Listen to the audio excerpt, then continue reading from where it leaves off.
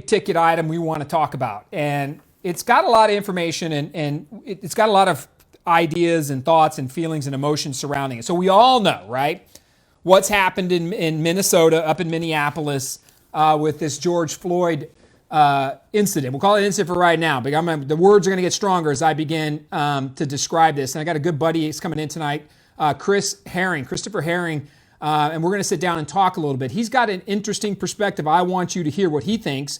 And what I'm really striving for at this particular point in time is to make sure, look, I consider myself, and just to preface the whole conversation, the number one supporter of law enforcement in the city of San Antonio. I was like that on the city council. Every chance I get, I jump on board with police officers and firefighters.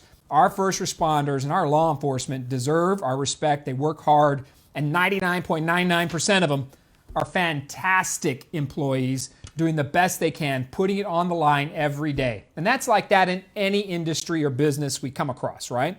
But there are people that are part of an industry or business that do shame and harm to the business, the company, or in this case, the badge. And we have to have a conversation about it. So what I'm going to talk about tonight, not trying to dig into it from a standpoint of having a conversation to create racial division or anything like that at all. If you want to understand what's happening in Minnesota, you got to take a hard look at yourself and just ask the questions and listen to somebody who walks that walk. And the story Chris is going to tell us tonight should open your mind a little bit about, okay, got to step back. So what I'm going to ask all broadcast followers and listeners, and I have to do it myself too, because I love police officers. I make no bones about it. But what I saw with the George Floyd incident, I don't know how you felt about it. Do we have comments we can put up on the screen? So I want people to be respectful too as we go through this for the next 10, 15 minutes. I'll tell you, I'm not going to play the video because it's disgusting. I think we've all seen it, and we've got to come to grips with a few things that are now going to happen after this. So we know what happened. Mr. Floyd was apparently police call on him for some bounce checks in the city, right? Police officers showed up. There was 4 of them that appeared, and ultimately they claimed he was resisting arrest.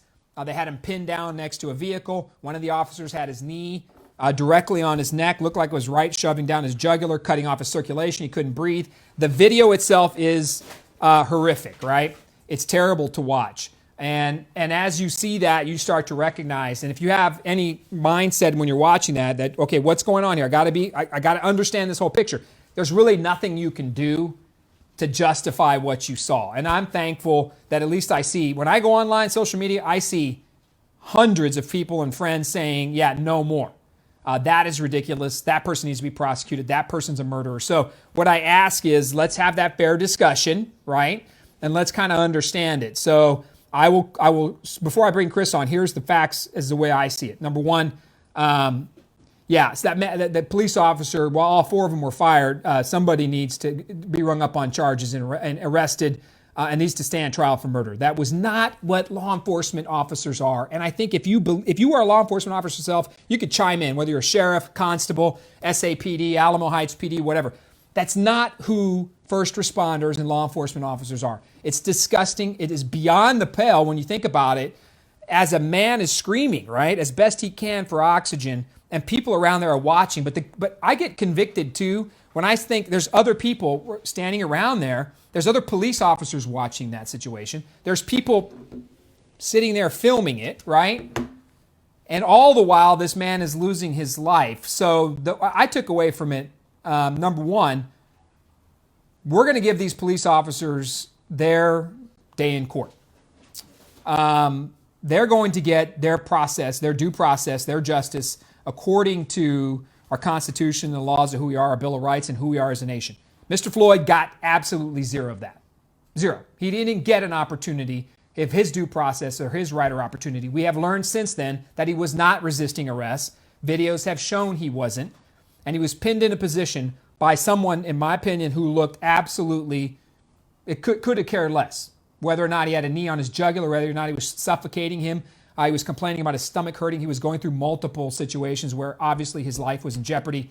And that officer continued down the path of hurting this man, who by all accounts did not deserve 1/10 of what happened to him. I just don't know what that means. But what it got me thinking too was, I love police officers, how do we reconcile all this? And can that happen in San Antonio? Right? Like, I think, that's Minneapolis, that's Ferguson, right? You can go right down the line. Oh, that happened as far back 25 years ago in LA. You could sit there and say, that'll never happen in our community. Well, I'm going to bring Chris on, and we're going to talk about just how it can. So let's be respectful of the conversation, because we want to know how people feel about it, and it's okay to talk about it. At the end of the day, people need to be held accountable, and the judicial system will reconcile exactly what needs to happen to them. And we can all have our opinions on it, but we have to be respectful in that moment to say, I got to let somebody else think differently, right? So the broadcast isn't about just sitting there railing on our conservative values or our democratic values or whatever piece it is. This is a life value now. If you believe in life, if you're pro-life, you should have been pro that man having a chance to live his, right? And due process. You believe in the Constitution, you want to call yourself a constitutional conservative, that man should have been afforded his rights in the Constitution to due process. You can go right down the line, people. And if we don't answer these questions, we're going to have a lot of problems. So I'm excited to have Chris Herring. He's going to have to walk around here. Chris Herring is a good friend. Chris is the chair of the Global Chamber of Commerce here in San Antonio. And Chris is also an Air Force veteran. As you could tell, he's killing it with the hat. All right. So Chris is a veteran of, look at that, man. Iraqi freedom. How long were you in? I served 20 years. 20 years in the United States Air Force. You were chairman of the Small Business Advisory Committee for the City of San Antonio, which had a classic rated best in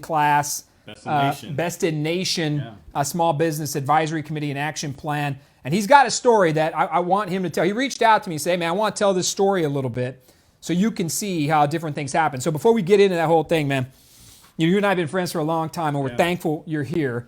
And what are you up to nowadays? What are you doing before we jump in? Besides leading the Global Chamber San Antonio and also Global Chamber Texas, we've basically been trying to help our business community to do more work overseas, and international trade is one of those things in which our city can definitely improve. So moving, and as you remember back in the day, I was also the president of the Alum City Black Chamber of Commerce. I've chaired the Texas Association for African American Chambers. And so I've been working in the areas of advancing business, small business, and black business, and helping to create solutions where we've had this, I guess it's a culture of discrimination that our city has also been on the top of the list on the nation, that people sometimes want to say, well, we really don't have a problem here. But we do have a long-term problem in our city. And now that I'm looking at, what happened in Minneapolis, and then I'm also looking at what happened in Central Park with the 911, which is what my incident really resembles more so. I just think that we just have to have an open dialogue, because as I'm looking at the feedback that black people have right now, we're looking at people who say that they love us, that they are with us, but then we're not seeing those people say they see the same injustice that we see. And I think it kind of defines to each individual, what is your response as a person? Well, I think the response with what's happened with George Floyd, we can go back to countless situations where this has occurred. And in the day and age where people have cameras everywhere, we're starting to see this in much more clearer picture. And I'm reading some of the comments, nobody's even remotely trying to defend that, other than to say due process for the police officer. But even then, I'm like, well, hold on a second. But I think you hit a couple of key points I want to make sure people know, because there's a whole other topic to be had on how the city of San Antonio contracts with minority businesses. Oh, that's a whole It is a whole, I want people to know, that's a whole different the city of San Antonio is not good, right? Our statistics as a minority job creating organization, not good. From all the, even in the leadership of the city of San Antonio, we struggle with female minority leadership in our city of San Antonio ranks, our leadership ranks, not to mention who we give contracts to. And it's gotten to the point where when we were on the council, we had to try to force them to give business contracts, small business contracts, to minorities and women-owned businesses in this town. I mean, literally, you and I on a couple issues. Yeah, well, you helped me on a couple of issues. We're fighting to ensure that minority and women-owned businesses at least had a shot to earn the same contract as the big boys. Which is a whole other conversation. A whole other conversation. Yeah. But so real quick.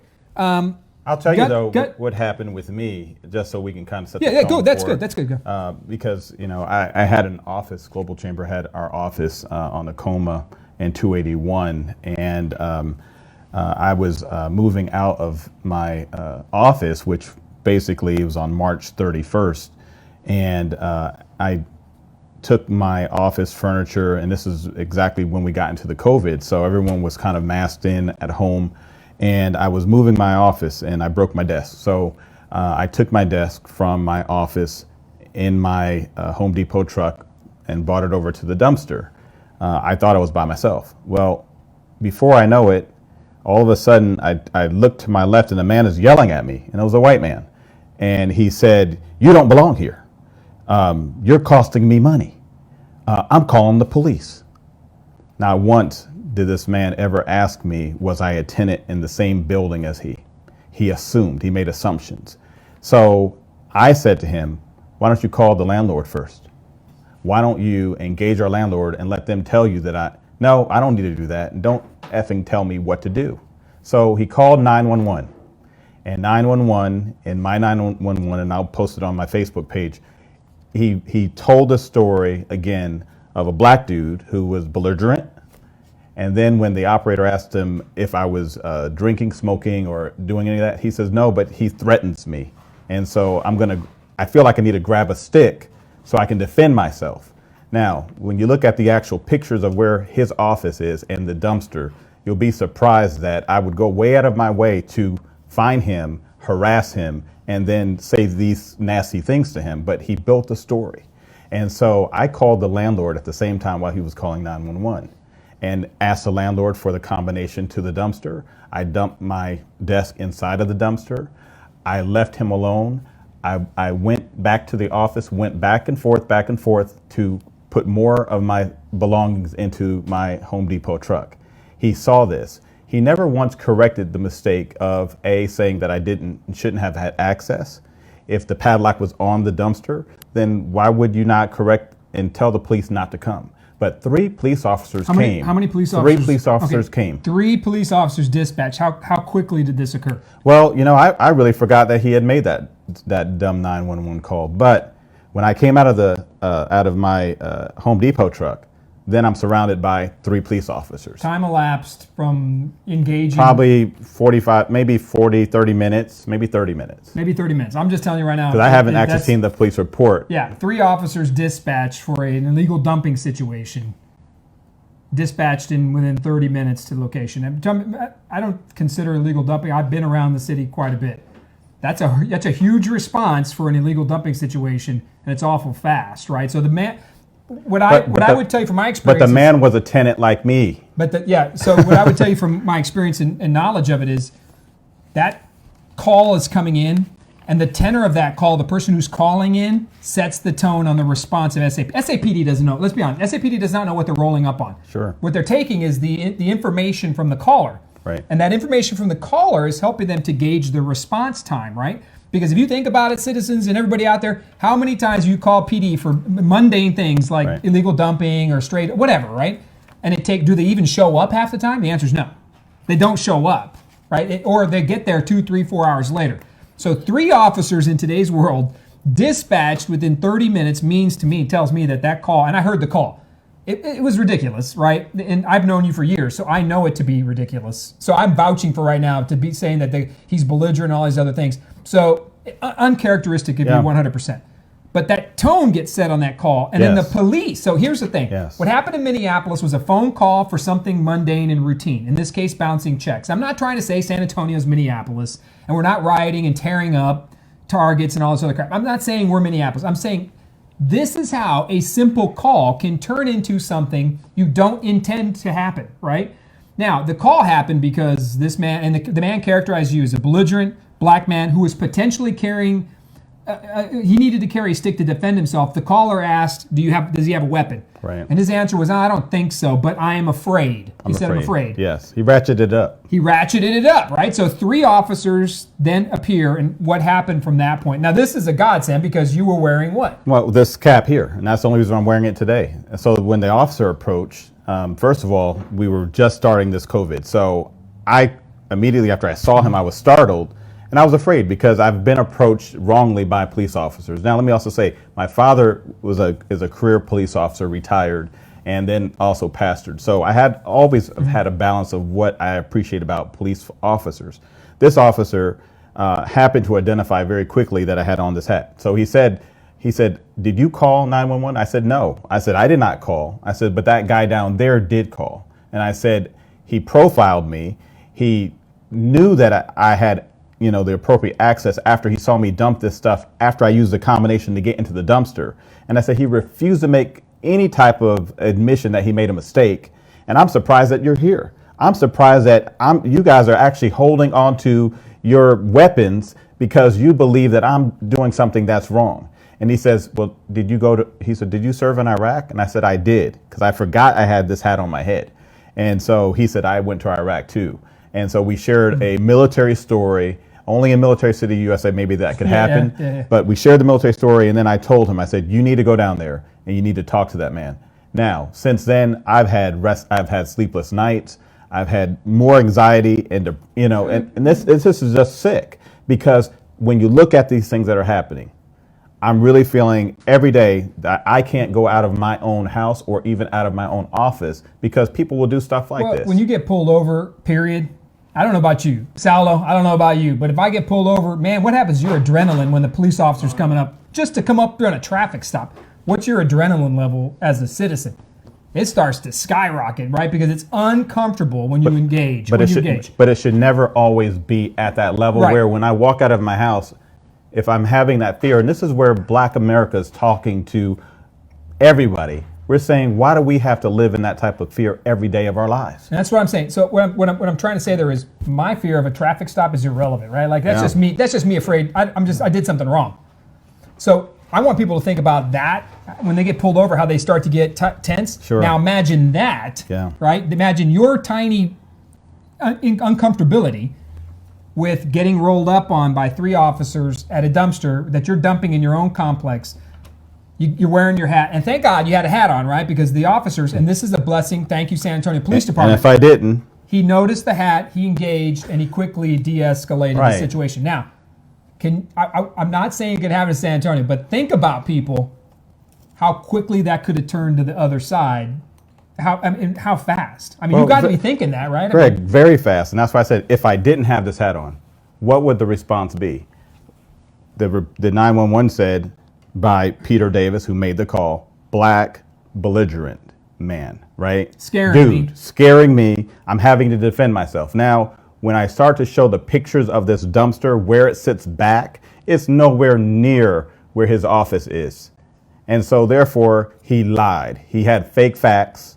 And what I'm suggesting again, when we're looking at 911 calls across our nation, we have to have reform, because 911 calls are not taken seriously when we get into incidents like mine or anybody else's across our nation, whereby someone is using a 911 now as a weapon of mass destruction to create forms of supremacy over people just because he said, "I don't belong, you don't belong here." How do you know I don't belong here? Well, 911, first of all, it's just a call. And it's just a record it's record. It's all it is a report. It's not a conviction.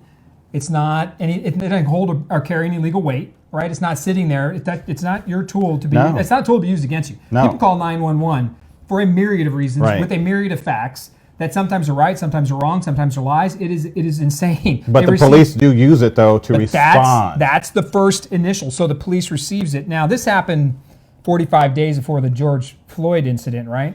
So actually, about 45 days. March 31st. A few days, right? So what did you think? And this is why I want you to tell us from your heart. How did you feel about yourself after you saw that? And then you saw the Central Park issue. Would you think, man, I could have been that? That could have been me, except for. Yeah, it's not a think. I mean, you just felt it. No, we cry. It's not a think anymore. It's as I'm talking to my family. George Floyd has relatives right there in North Carolina, where my family's from.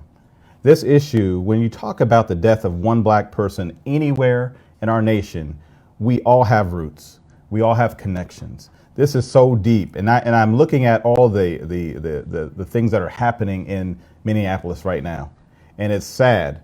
But this is the outcry of what happens when leaders don't take racism. They don't take, these forms of supremacy at heart, because what happens is anything that's unchecked continues to destroy. And what we're saying today is we need to have all of our political leaders. I reached out immediately to the mayor. I reached out to Mayor Ron Nirenberg. I talked to Councilman John Courage, and I said we need to put some things right into place tomorrow to get the council to make some real law changes or an ordinance that will enable 911 calls that are based off of fake facts dealing with ethnic or racial groups to be treated much differently. That man should have been arrested for making a false claim. He should have had a fine. He should have done a combination of a fine and going to jail because he threatened my life. 3 police officers that come when they're looking for a belligerent black male, which is who they said I was. Had I not had the veterans hat on, I don't know where I'd be. And that's what I was trying. That's what I was trying to get to. You know, I cry because I know that at every level of our population, whether it's our teachers, whether it's our janitors, whether it's those people who are front line, working on the front lines, they're experiencing this every day. And this is a conversation we have in our homes. And so while white America or even San Antonio never really confronts these issues, you never really see on social media where they're saying, wow, I saw this injustice, this is wrong, and they make the first statement. Why? Because they wait for us to speak. And if I have to speak, it's too late. I want you to speak and say, I saw this injustice, it's wrong. Now I can like your post or support your post because I respect the fact that as a leader, you see it, you're acknowledging it. I think that the mayor of Minneapolis, he came out strong. He came out strong. Yeah. And that was important. And I think what we see in that situation, that's why I asked you, this happened for you before that, then you see that happen. I mean, I've got to believe that I can't even put myself in your shoes. First of all, it's impossible to say I understand. You're right. You can have empathy for people, but I'm telling you, man, if that happened to you and then you're seeing this later on, right, and you're thinking, man, I could have said the wrong word or wrong thing. I could have not been wearing my hat. I could have been tired and just irritable anyways from a long day of moving out of my office. And I could have said the wrong word. I think there's a positive in that the SAPD quickly noticed, recognized, deconstructed the situation, brought it down, and then handled it appropriately. So thank you, SAPD. Yeah, and that's why I thank you too, just because I reached out and you took the time to listen, and then you said, come on the show. Not everyone does that. Yeah, well, I mean, look, man, that's why I ask people to be respectful, right? We were sitting here talking about these things because as much as I want to say I understand the situation, I get it, I have been a big police supporter, and this has opened my eyes. I mean, I'm going to tell you, man, when I saw that knee on that man's neck, I thought to myself, man, that's not who we are, right? That's not who the badge is, of course, but that's not this country. But then I thought to myself, well, hold on a second. That there is people in this country who are those people. Yeah. And if we don't, look, injustice and racism anywhere it is everywhere, right? That's and we have to be very careful. And I think we can get better at it as leaders if we just talk about it. And people can sit here and post all day long, well, they deserve their break and they should get their day in court and we don't know what happened before. It's coming out what happened before. The man was not resisting arrest. Right. And he got himself murdered in a situation. And if it wasn't for the video wasn't there, Chris. Right, and that's why I say, even in my case, there was no video, right? So do you believe me? Because there is no video in my case unless we look at. I believed you. I believed you immediately because I know you. Sure. And man, I'm telling you, this much of a flip of a switch, 3 officers roll up on you. And that could have been in a city where we're not as well-trained, well-educated, well-compensated police force. They got a lot of crisis response actions. They get it. But there are bad cops in every department. And it's a luck of the draw, man. I mean, who could have been dispatched, could have really escalated the situation. And every cop knows that. And this I'll tell you, and I know this from the police officers I work them, I admire them, they're great men and women. They don't want that cop there anymore. In fact, I'm thankful that I see police officer friends of mine right now saying that guy needs to go to jail like yesterday. But let's talk about the groupthink that happens, like with the George Floyd incident. There was other police officers that were watching that one police officer who had his net, he had him pinned down, and they didn't do anything. And again, this is a groupthink that happens sometimes when officers are working together. Of course, in this situation, they're going to have to go back to training, and more education. And they're going to also have to probably develop new tactics and techniques to be able to de-escalate police officers who get out of control with situations. This person, this police officer, I can't remember his name, Chauvin or something like that, had a history of multiple issues of use of force and violence issues on the department. So this wasn't an uncharacteristic action for the man. He has a long history. New York Times has an article out on it right now. You can Google it and check it out. I think you can view it and you can read the man's history, the other officers that were watching, as well as the person filming it. Like, there are multiple people filming it. Man, I don't know what is wrong with America that when someone's struggling or hurting, you're filming it. Like, it's just insanity to me. People in my situation ask me, and the comments online with my situation, because I've been writing about it ever since it happened. Because again, so for me, my Facebook has been my therapy. So I've been telling people this is what happened to me. And so when I looked at it, some people said, well, why didn't you record it? Well, you know what? If I'm reaching for my cell phone. You reach for your cell phone. And I'm going to record a police officer who's going to, they could say easily he was reaching for a gun. I mean, these things happen just like this. And so if I didn't do any of the recording, don't discount me because I'm black. Don't discount what I'm saying is not true. Because again, when we start to reveal facts, real facts, people should be held accountable. So I'm asking the city of San Antonio, I'm asking the state of Texas, how are we going to put accountability into 911s that are being leveraged now against races and ethnicities just because people are calling and wanting to have this way to make us uncomfortable? So perfect segue to kind of get a wrap up on this, because I want to talk about two things. I want to talk about, number one, you've talked a lot about it, but I want you to wrap up with the emotion, right? How you felt about it. I want you to say it, because too often when we're policymakers and we're sitting here bitching and complaining, we're going to town, Ron Nirenberg this, and city council did blah, blah, blah. We tend to always forget that there are humans involved in the other side of the transaction. And humans have emotions, humans have feelings. You are in a highly charged emotional situation. Do you have children? Yes. What do you have? Boys, girls? What do you got? I have a son in the Air Force, and I have two daughters. One's going to Texas A&M this fall. Yeah, and one's at Eisenhower Middle School. And you had to teach them growing up things. And they don't understand. My youngest does not understand this. She's looking at her TikTok, and she's like, Dad, I'm looking at these protests, and I'm explaining to her, and I'm tired of lying now to my kids in terms of saying that you're going to be safe when you leave and you go to your school or you come home. I'm tired of lying because I can't lie anymore. The lie is that every day that my children go out, I cry and I pray for them, because I know that at the end of the day, they may come home or they may not. And that's sad. And that's why when we share our service, because you served with, our whole value system in the military was totally different. But yet I know in the real world, I'm dealing with people who don't like me for certain reasons, maybe just because we're different. I can't say that the man who called 911 called because I was black, but I can say that he used code words that ramped and escalated the situation. That speaks a lot to you for willing to admit that. Because you're under, look, I don't know, and it's. But he harassed me, and I will say that. Yeah, it was a one-sided call and conversation. I heard the call. It could have easily have gone the other way.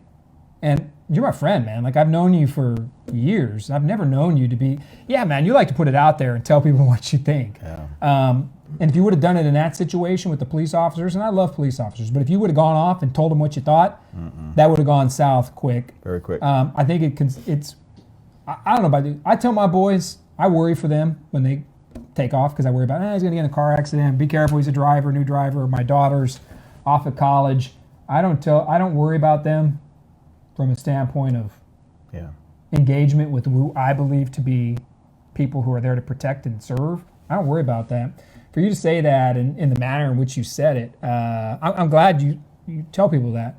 Yeah. Because most of us don't have to live that life, brother. We don't have to sit there and say, hey, if a police officer talks to you, shut up, look forward, yes sir, no more, and by God, be very careful. I've had that conversation only from a standpoint of don't get your butt in trouble, right? Yeah. And the conversations really are changing. Now when you look at YouTube or Facebook, and you're looking at the videos of people who are actually, now we're seeing, police officers going into the homes of people and shooting people and using African Americans on targets at shooting police ranges, where they're actually, using our faces as their target practice, and then they get caught and they're like, oh, we were just joking. But how many jokes can we have where it really starts to spill into something that's greater? Well, you quoted Dr. King earlier, injustice anywhere is injustice everywhere.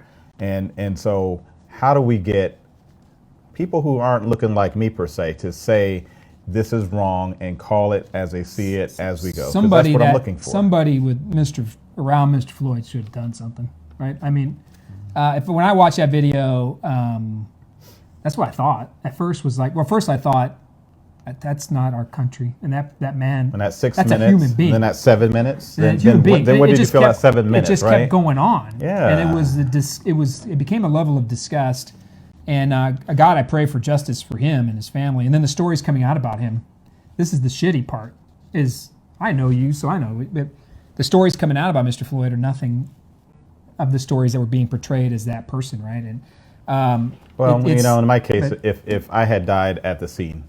I know that it's a very quick process now, right? So you have a short prayer, you have a moment of silence, and you keep moving forward. And that's where, the lives that we have been reduced to seeing more of these types of things happening and really no real response. And so I'm holding politicians now accountable. So I called my mayor, I called my city councilman, John Courage, I called State Representative Barbara Hawkins, who is not in my district, but I know her, and she said that she's going to look at the same type of response that we have for 911 for other issues, and she's going to try to see if we can make a change in Austin, because we have to make law changes that change the behaviors of people. If that man knew that when he called 911, and he called it for the wrong reasons. I mean, at the same time, he called it for me dumping into a dumpster. What if someone was being raped? What if someone was being assaulted or murdered?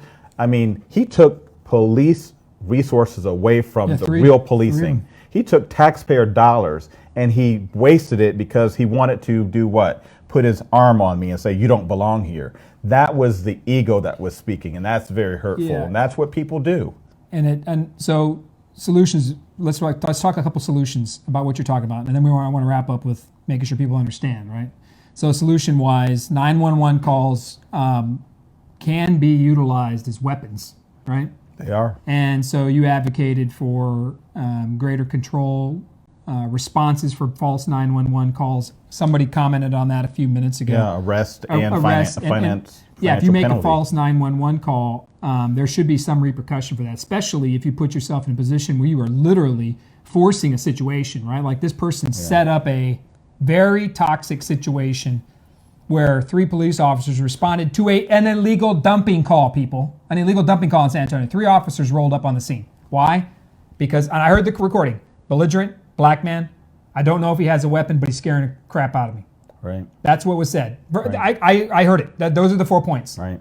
And because of that, here come the officers. You don't get 3 officers for anything hardly anymore rolled on regular calls.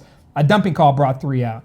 So what can we do, man? So we could talk about, obviously we've got to do 911 calls. You got anything else you want to make sure people know about? 911 calls should all have a police report. So when I talked to Chief McManus about, can I have the report? There was no report because it was encoded, or whatever the encoding means. Oh, okay. So an encode means arrived on scene, nothing. Essentially, there's nothing to report. Right, because there was no illegal activity. There was no illegal activity. It was an encode. The illegal activity for me was the fact that he harassed me, and he did that with the system called 911. So there was a crime. The crime was against me, and that crime doesn't count. Point. So an encode call. Right. Encode call comes in.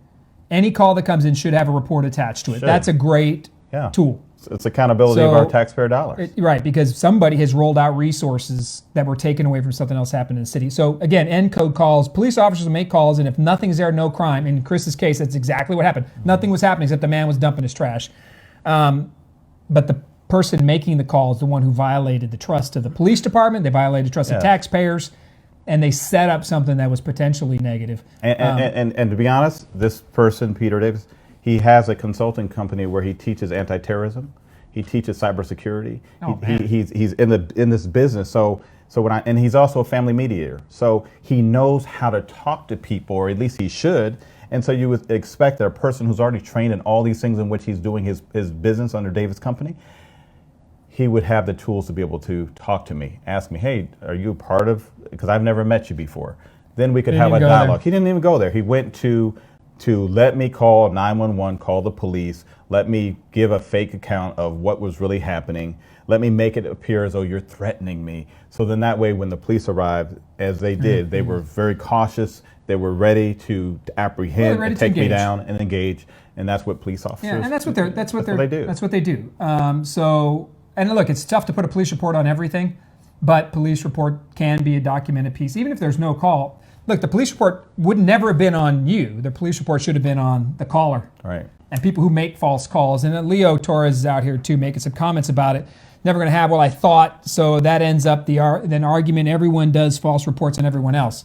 That's true. There's a lot of people that just it becomes so routine that the call comes in and there's nothing there. But I like the tack about, okay, resources utilized. This is a governmental action piece as well. Action, yeah. SAPD's wasted resources. The chief doesn't want people on bullshit calls, Right. rolling out officers when crime's really happening in the city. So we've got bigger pieces to grow on. I like the idea about making sure that there are repercussions for false 911 calls. And at the end of the day, all I wanted to talk to you about was how the hell you felt, right? Because Yeah. when you reached out to me, we were mainly having a text conversation, Chris and I, yesterday. And what I mainly felt and heard, I could never put myself in your shoes, but there was a point where I was like, this is my friend, man, and I don't want to read those texts. At the end of the day, so I we said hurt, that- but I'm also solutions based, and So- that's what I also know. You and got to bring that's- solutions to problems. That so, is not often found in our Yeah. city. So I want you to wrap up with tell us how you felt about it, because people, we need to understand each other in this situation. And as a police officer supporter, sure, I know I love them, but they can do better. Citizens can do better. But I want to know how you felt, person of color, that moment, that situation, and then you see what happened in Minneapolis. You gotta, I know you're, in your heart, you're like, I was that close. If I just decided to get pissed that moment. Yeah. So walk me through just your gut feeling, man, about when it was happening, and then now a month and a half removed, where are you at with it? So what you may not know about me, Greg, and when I went to college at Boston University, we had John Stewart, who was a white man who actually killed his white pregnant wife. And the overall statement was that a black man did it, and that black man was wearing a sweatsuit, and very general in description. Well, our community, we became a byproduct of being strip searched. I actually was laid out on Commonwealth Drive in Boston, and I had a gun to my head as a young teenager, college student, where the officer said, if you move, nigger, I will blast you and say you were reaching for something. On that day, I know God saved me because that didn't happen. When I get into this situation yet again, my memory kicks in, my feelings, emotions start to go back exactly to when I had this happen years ago. And as we know in the Boston situation, it was found that John Stewart actually killed his wife. It wasn't a black man. And I'm 50 years old, and so over time, I've seen this happen. When I talked to the mayor said that he didn't really understand or think that racism was continuing to this level and this degree. And so again, when I'm looking at where are we going from here, and the reason why we were asking the mayor when he was campaigning to go to the east side and to talk to the people and to get to know the issues, and there wasn't really as much that first time that he campaigned, and we were talking about it, it's because unless these leaders know their communities, they never will know how to problem solve. And that's what I respect about this process. When I did call him on this occasion, he was sensitive. And he did refer my problem to Chief McManus, who was sensitive. And as I told the chief, I thought that the officer who responded and how he approached me was respectful. I mean, he kind of tried to figure out where I was. And I understand, because again, I said, my father was a police. I understand the mentality of police. I grew up in a family of police. So when we get to this point of where do we go from here, I'm glad that maybe God gave me this testimony, because I'm the person that can help with the solutions, because I understand exactly how people, and then people all day and all night can say, well, Chris, I know you. I know that you're a good person. And you know what? I love you too. But if you didn't know me and you didn't see the veterans hat, and you just heard the story of a black male who was dumping illegally, quote unquote, and if the officers had done something and I had died, would this really be a case where we'd be talking about it tonight? Or would I just be another statistic and another body bag that's being, processed? I mean, I don't want to be that body bag, but I also don't want my children to have to be walking in fear. I don't want to have to deal with these types of conversations. I like talking about business. I like talking about advancing our business community. I mean, I'd rather just fight with you to advance our community. The city of San Antonio is what, the 7th largest, maybe the 6th if the census comes out right, I don't know. But we know that there are certain things that we all want, and that's safety, security. We want to have life, liberty, and pursuit of happiness just like everyone else. We don't want to have to be dealing with these types of these topics that make people uncomfortable. But you know what? At some point in every household, in every white household, you have to ask yourself the question, how many people of color do I actually know? How many do I invite to my home to break bread and get to know one another? How many people do I accept and love? And when I say that in my faith that I love you, how many do you love back? Because if we can't even get to the basics of who we say we are, then what we're all saying are a bunch of lies. All right. I love it, man. That's a good wrap up. So we'll fist bump on that one. We're probably, we might get a call because we're a little closer than we should be right here. Hey, man. But I'll take the chance with doing this like this than I'd rather be confronted with a police officer where I'm not having this conversation. Yeah, and we appreciate you, man. And thank you for coming on and talking about it. It was just timely. I mean, it deserves a conversation. And I look, at the end of the day, what happened to George Floyd, let's hope it's a testament to change, right? Trayvon Martin, right? Skittles. Let's hope it's all a testament to a future opportunity to do better. Yeah. And it's conversations they need to happen. So I appreciate you, but we do want to stop these opportunities. Yeah. Well, no, exactly. Yeah, no more of these conversations. No, it's a great point. You're a great point. I appreciate you. Thank you. All right, my man. All right. Thank you. All right.